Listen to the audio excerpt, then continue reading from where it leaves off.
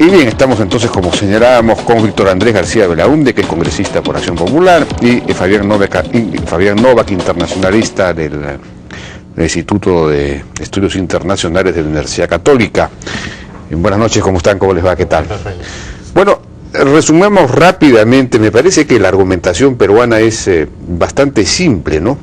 El tratado del año 52 no es un tratado de límites y por lo tanto hay que delimitar. Se le pide a la Corte que delimite. Ese es básicamente el asunto, ¿no? ¿Qué se puede agregar sobre eso? Bueno, en realidad, y yo creo que tanto de la presentación de la gente como todos los abogados que han intervenido el día de hoy, Jaime, efectivamente han estado destinados fundamentalmente a señalar 3 puntos, ¿no? El primero, la inexistencia del límite marítimo, y para eso Treves, el italiano, y Wood fundamentalmente se concentraron en 2 documentos que citó Chile, el Decreto Supremo del año 47 y la Declaración del año 52. Sobre la del 54 han ingresado, pero creo que van a entrar más el día de mañana seguramente. Y a partir de la inexistencia del límite marítimo afirman que se debe recurrir al principio de equidistancia, ¿no? Y ahí, para mí, la que fue la mejor presentación fue la de Bundy, que estuvo destinada precisamente a preguntarse lo siguiente: ¿cuál es el objetivo de una delimitación marítima? Y respondió con las mismas palabras de la Corte. Dijo: el objetivo de una delimitación marítima es establecer un principio que distribuya por igual las aguas a los países de manera equitativa. ¿Cuál es ese principio? El principio de equidistancia. El principio de equidistancia, se preguntó, ¿se puede aplicar a la frontera peruano-chilena? Sí, y lo demostró geográfica y técnicamente. Entonces, de alguna manera, con una lógica impecable, se estableció que era el principio de equidistancia el único que podía garantizar una solución justa, ¿no?, pero basada en derecho, de esta controversia. Entonces yo creo que ahí se han concentrado las argumentaciones, por lo menos de todos los abogados el día de hoy, ¿no? Claro, pero esa última, digamos, argumentación supone el hecho de que no hay tratado de límites. Exacto. Ahora, Chile, ¿qué es lo que está planteando exactamente? Chile está planteando, entiendo que la argumentación de Chile se centra específicamente o exclusivamente en demostrar que sí hubo un tratado de límites y que de ese tratado se deriva toda la práctica que hubo después. Exacto. Y ese tratado sería la Declaración de Santiago del año 52, no lo del 54, sino la del 52, ¿no es cierto o no? Pero ahí viene justamente la Porque no puede haber varios tratados de límites. ¿Cuál es el tratado de límites? Solo uno. Mira, Jaime, tú has tocado un punto crucial. Y eso tiene que ver con la intervención de Wagner, porque hay una parte en la que Wagner señala una frase muy interesante. Dice: a nosotros nos genera confusión la posición chilena en relación al límite marítimo, porque no precisa cuándo ni dónde se hizo ese tratado de límites. Y que claro, en realidad lo que hace Chile es citar un montón de documentos, ¿no es cierto? Declaración del 52, Decreto Supremo del 47, ¿no? 54, Acta del 68 y 69. Bueno, pero ¿cuál es el tratado de límites en el que te estás basando? ¿Cuál de esos 4 instrumentos? Y en realidad... Pero Chile en su argumentación no precisa, no dice el del 52 es el tratado de límites y de ahí se desprende todo lo demás. Ahí hay una variación, porque Chile en un principio sostiene efectivamente como base de su argumentación la declaración del 52, pero luego ha variado esto y se ha basado en la convención del 54. A eso creo que alude... Pero no puede haber pues 2 tratados de límites. Ahí viene el tema. A eso creo que alude Piñera cuando dice que ellos han cometido errores y contradicciones cuando han tratado de defender qué tratado estableció el límite. Eso es así. ¿Qué opina de esta...? Bueno, efectivamente, yo creo que lo interesante es haber escuchado a todos los abogados, a toda la delegación peruana, a los abogados y a la gente peruana, dar una serie de detalles que nosotros mismos no conocíamos, ¿no? Claro, los argumentos importantes sí, los tratados de pesca, el decreto del año 47, en fin, la posición, los actos propios, digamos, claro, y la posesión del mar por parte de Chile durante tantos años, en fin, todo eso más o menos lo conocíamos, pero no hemos conocido detalles que ahora sí los hemos conocido. ¿Como por ejemplo? Por ejemplo,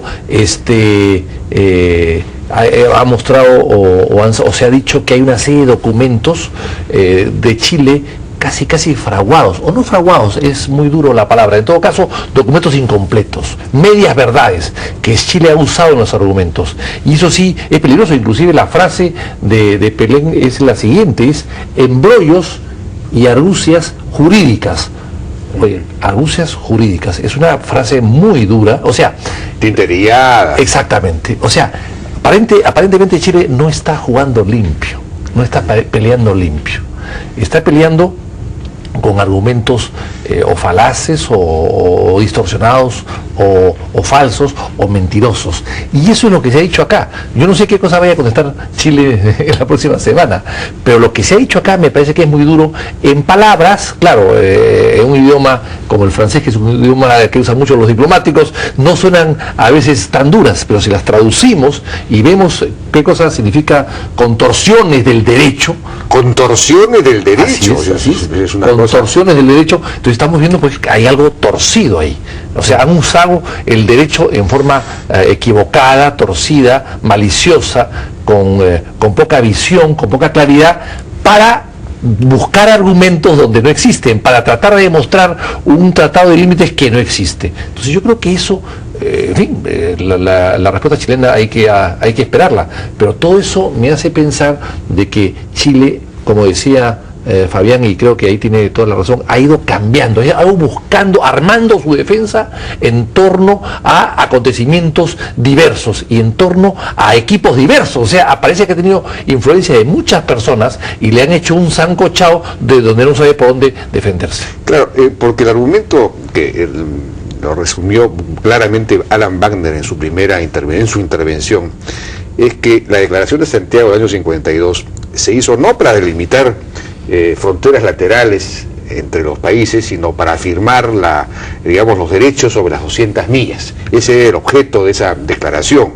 Y cuando se menciona el paralelo, se menciona en relación a las islas que están que hay en el Ecuador, ¿no es cierto? Eso es muy claro. Pero claro, la declaración del 54 sí dice, que es una declaración para límite, para efectos pesqueros simple y llanamente, pero sí dice, sí habla del paralelo, que es el límite entre los dos, ¿no? Entonces da por supuesto que el paralelo es el límite. Entonces eso es quizás el argumento más fuerte que pueda tener Chile, ¿no? Supongo yo. Sí, bueno, por eso ha habido una variación, te decía Jaime, en la posición chilena en relación a dónde ponen ellos el énfasis, ¿no? Claro. Ahora, Víctor Andrés García Belaúnde dice algo que es bien interesante y que ha pasado desapercibido. Efectivamente, yo,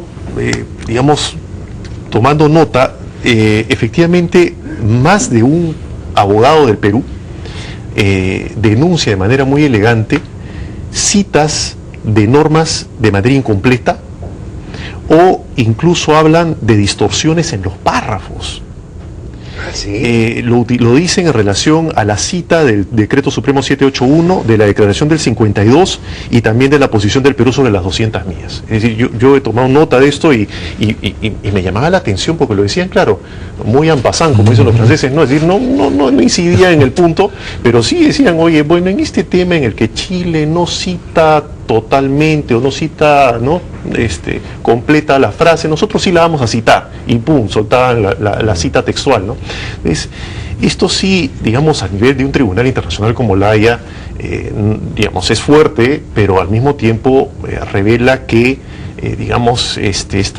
porque hacían alusión sobre todo a la contramemoria, parece pues que la contramemoria no ha estado, en el caso de Chile, del todo bien cuidada, ¿no? Por decirlo menos, si es que presumimos de buena fe, ¿no? O podríamos llegar también al otro tema, ¿no? Y es tratar, de alguna manera de arreglar los párrafos para que queden bien y consoliden una posición, ¿no? Es que claro, Chile está un poco entrampado porque o fija su posición o centra su argumentación en la demostración de que sí hay un tratado de límites, pero ahí tiene problemas, o alternativamente hubiera podido centrar su argumentación o tener un plan B diciendo, bueno, si ese tratado es difícil de demostrar, por lo menos hay unos actos propios tan fuertes de parte del Perú, que eso configura pues una situación de derecho en buena cuenta, no solamente de hecho.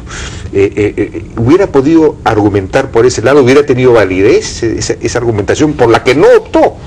Sí, pero cosas que han salido en el interín algunas sentencias, entre ellas la sentencia de Colombia con Nicaragua, que niega los actos propios, o por lo menos no le da la validez que le da Chile. Entonces yo creo que han ido cambiando su estrategia, pero sin tener un objetivo común.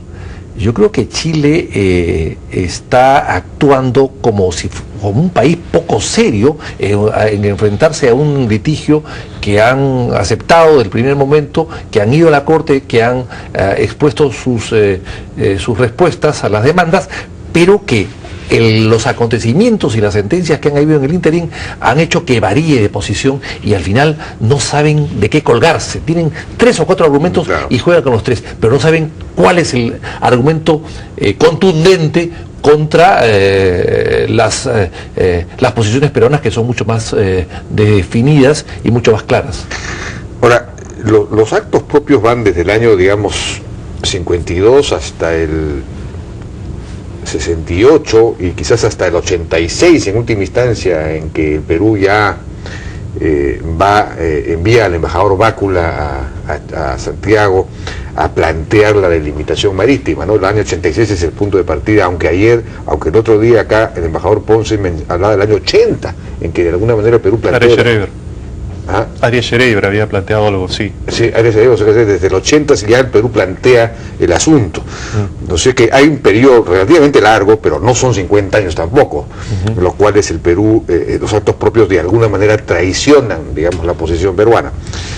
Pero en el caso, claro, como dice Víctor Andrés, en el caso de Colombia y Nicaragua, los actos propios aparentemente no tienen el peso suficiente como para inclinar la balanza. Y la pregunta específica en el caso Nicaragua-Colombia que quería formularte es, ahí hay un tratado, aparentemente, que es invocado por Colombia, hay un tratado entre Colombia y Nicaragua, que aparentemente la situación es similar. Colombia estaría, no he entendido bien porque no he entrado en el detalle, pero Colombia sostendría que es un tratado de límites marítimos y no sé, presumo que Nicaragua sostendría que no. ¿Es así? ¿Eso era un tratado de límites marítimos? ¿Qué pasó con eso? ¿Cómo manejó la Corte el tema? Lo que pasa es que se había dado una aceptación previa de ese acuerdo, pero el acuerdo y los actos propios a Colombia le sirvieron para la afirmación de las islas y de los cayos a su favor. Lo que ha hecho la Corte, efectivamente, no solamente en este caso, ya lo hizo en el asunto Honduras-Nicaragua también, es señalar que el tema de los actos propios es un tema aplicable o es un argumento válido para definir fronteras terrestres. Fundamentalmente dice la Corte porque en el ámbito de la frontera terrestre el ejercer autoridad es mucho más fácil, mucho más cierto de demostrar, pero en el ámbito de la frontera marítima, donde no hay poblaciones, donde no hay puestos o autoridades en medio del mar, a la Corte le parece muy relativo la posibilidad de, en base a actos propios, definir una frontera marítima, y por eso exige un tratado, ¿no? Entonces, pero ese tratado que hubo entre Colombia y Nicaragua no fue un tratado entonces de límites marítimos. No. Y eso es lo que la Corte, digamos, por eso es que se asemeja mucho el caso de Colombia en el ámbito marítimo, no el caso Colombia-Nicaragua con el caso Perú-Chile. Ahora, hay un tema, si me permite, Jaime, que ha pasado desapercibido, y que a mí me parece de la mayor importancia, y es que Alan Wagner, cuando interviene, afirma que la Constitución de 1993 se ajusta perfectamente a las zonas que establece la Convención del Mar, con lo cual yo estoy totalmente de acuerdo. Pero además Alan Pelé señala que el Perú no tiene ni asume un mar territorial de 200 millas, sino que asume las zonas de la Convención del Mar. Con lo cual, el Estado peruano hoy ha asumido una posición definitiva, una posición oficial frente a un tribunal internacional y frente al mundo. Y es que nuestra legislación y nuestro ordenamiento jurídico se ajusta perfectamente a la CONVEMAR, que era precisamente una de las objeciones que planteaban los escasos territorialistas que todavía quedan en el Perú en contra de la CONVEMAR y de la adhesión del Perú a la CONVEMAR. Claro, lo que faltaría es entonces adherirse a la CONVEMAR. Para mí eso es obvio, claro, no en esta instancia, digamos, que en el que estamos en pleno proceso con Chile, pero creo que esto cae ya por su propio peso, pero en fin, ahí el Congreso va a tener una labor que no nos corresponde a nosotros. Realmente no se decidió avanzar en esa línea. Bueno, dos cosas, Jaime, antes de continuar con el tema. El tema de actos propios, no sé, me parece, Fabián sabe por supuesto mucho más que yo en el tema, me parece que los actos propios también no solamente son los intercambios de documentos que han habido, que los van a sacar, que los chilenos los van a sacar la próxima semana de todas maneras, las actas que firmó Pérez de Cuellar el 68-69 durante el gobierno militar, etcétera, sino también los actos propios son el hecho de que los pesqueros hayan pasado a este famoso mar chileno y hayan sido capturados y han tenido el gobierno o la autoridad peruana a reconocer eso, pagar las multas, etcétera, y liberar los barcos. Eso me parece que también podría ser tomado como acto propio. Ahora bien, en el tema, hay otro tema más que yo quisiera decir que yo me he enterado por lo menos de eso el día de hoy al escuchar a la defensa peruana, que Chile dice que el Perú quiere ampliar su dominio marítimo, que lo han dicho en varias ocasiones, y la idea que yo tenía es que no. O sea, Chile ha querido vender la idea al tribunal que el Perú es un país expansionista y que quiere ampliar, ¿no?, alargar su dominio marítimo, con lo cual no es cierto. Lo que queremos es recuperar el que ya hemos perdido. Entonces, yo creo que eso también es importante. Y finalmente el tema de la Convemar.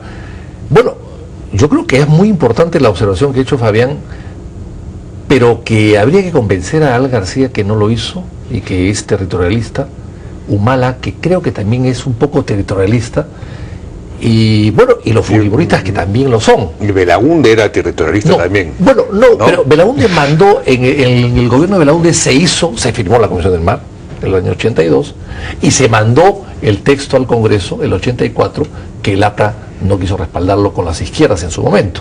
Entonces yo creo que Belaúnde cumplió plenamente eso, y después ya no fue gobernante, García se opuso, y después ya la historia es más o menos conocida. Así que yo creo que la declaración de un abogado peruano, francés, pero abogado peruano, del gobierno peruano, que declara eso, es una confirmación que tendrá que ratificarse en algún momento en el Perú y aprobarse la Comisión del Mar, como creo que todos ya estamos convencidos después de 20 o 30 años, que siendo un poco autores o coautores de esos derechos marítimos nuevos, pues el Perú no puede estar afuera, ser uno de los pocos países del mundo que está fuera de la Convemar. Y paradójicamente es el argumento que usamos en esta demanda. Así es. Nos colgamos de la Convemar, pero no somos parte de la Convemar. Claro. Entonces eso me parece una incoherencia. Claro, es interesante que la Constitución del 93, sin embargo, calce con los principios de la Convemar. Pero también se hizo de alguna manera la del 79 también, que tampoco es muy diferente, porque no se habló nunca de la 79 de mar territorial, ¿no?, sino de zona económica, ¿no? Sí. O sea que la del 93 copia un poco lo que se hizo en el 79, y eso fue una negociación en la Constituyente 79 para no amarrarnos, que no sea una camisa de fuerza el tema de la terminología de mar territorial, que es realmente la que iba a perjudicar, ¿no? Exacto. Ahora la vocera del gobierno de Chile, Cecilia Pérez, yo sé, el gobierno de Chile tiene vocera, ¿no? Pero el gobierno peruano nunca no puede tener vocero, porque quizás Nadine pueda ser la vocera, no lo sé. Sí, de facto, ¿no? De facto. Ha dicho que los alegatos del equipo jurídico peruano no contienen argumentos nuevos, que no hay argumentos nuevos, y eso fortalece la postura de su país. Bueno, no tiene por qué haber argumentos nuevos, los argumentos ya se dieron en la fase escrita, supongo. ¿No? Sí, totalmente de acuerdo, Jaime, contigo. Es una falacia, en verdad, lo que se ha dicho, porque no va a haber argumentos nuevos ni de Chile ni de Perú. ¿En qué sentido? El reglamento de la Corte Internacional de Justicia dice expresamente que las partes no pueden presentar nueva documentación en esta fase, sino que tiene que basarse en la documentación presentada en la parte escrita. Por tanto, que Chile diga que Perú no está diciendo nada nuevo es tan obvio como que el Perú, cuando escucha a Chile, tampoco va a escuchar nada nuevo, en el sentido de que van a parafrasear los mismos argumentos que ya han dicho por escrito. Son nuevos para nosotros, son nuevos para el público en general, que no hemos tenido acceso a los documentos, etcétera. Entonces, digamos, decir eso, en fin, creo que no... Pero la firma del tratado de límites con el Ecuador, de límites marítimos con el Ecuador, que fue remitida incluso a las Naciones Unidas y todo lo demás, eso ocurrió después de la fase escrita. Entonces ya no podría ser incorporada ahora en la fase oral tampoco. Es decir, no es un argumento que se puede usar para decir, oiga, tan es así que no teníamos tratado con Chile que hemos tenido que firmar uno con el Ecuador. No, porque el acuerdo con el Ecuador se firma en mayo del 2011. Ya. O sea, esto sí, y de hecho se ha presentado. Lo que se ha incorporado. Sí, yo pensé que había sido posterior a... Lo que pasa es que ha habido hoy día información en la prensa chilena que no es muy clara, pero entiendo que lo que ellos están objetando es una declaración de los presidentes de Perú y Ecuador hecha hace unos días, en noviembre del 2012. Ya. Y esa declaración alude a dos cosas que son fatales para Chile. Primero, que señalan que el tratado de límites marítimos que ellos tienen es el acuerdo de mayo del 2011, con lo cual dejan de lado lo del 52, 54, a lo que Chile se refiere. Y segundo, señalan que ese acuerdo tiene como base la presencia de islas entre Perú y Chile, que es lo que no existe con Chile. Entonces, lo que Chile está queriendo hacer es bloquear que estas declaraciones sean incorporadas al proceso, basándose en este artículo 5.6 del reglamento. Pero ¿qué dice ese artículo? Dice que si bien la otra parte puede objetar, finalmente el tribunal es quien decide la pertinencia o no de esas nuevas pruebas o de esos nuevos documentos. O sea que la Corte finalmente decidirá. Bueno, vamos a ver qué pasa. Pues mañana continúan los alegatos peruanos y creo que pasado mañana tendremos los chilenos. Ahí volveremos a reunirnos quizás para hacer el análisis correspondiente. Muchísimas gracias a nuestros invitados, Víctor Andrés García Belaúnde y Fabián Novak. Vamos a una pausa, regresamos ahora con Gonzalo Prialé, porque hay novedades en esta declaración del ministro de Economía en el CADE diciendo que se va a empoderar Proinversión, que va a tener una serie de facultades, en fin, eso puede ser interesante. Vamos a hablar de eso con él. Regresamos.